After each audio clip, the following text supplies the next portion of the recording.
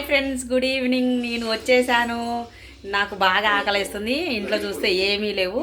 అయితే ఏం చేశానంటే నేను మురుమురాలు అంటే చెప్పాను కదా ఫ్రెండ్స్, బొంగులు. మేము తెలంగాణలో బొంగులు అంటాము.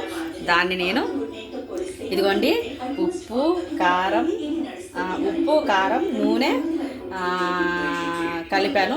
మళ్ళీ లాస్ట్లో ఏం చేశానంటే ఎల్లిపాయ ఉంటుంది కదా, ఎల్లిపాయ కచ్చ పక్కగా దంచి ఇందులో కలిపాను. ఎల్లిపాయ వేస్తే స్మెల్ వస్తుంది.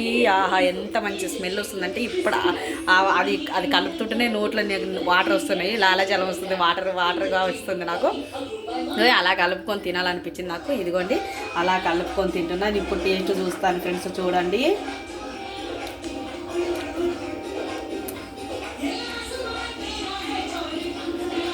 ఫ్రెండ్స్, మీరు కూడా ఇలాగే తింటారా? ఎప్పుడైనా మీకు ఇలా తినాలనిపిస్తుందా? కామన్ బాక్స్లో కామన్ తిని తినకపోతే ఒకసారి టేస్ట్ చూడండి.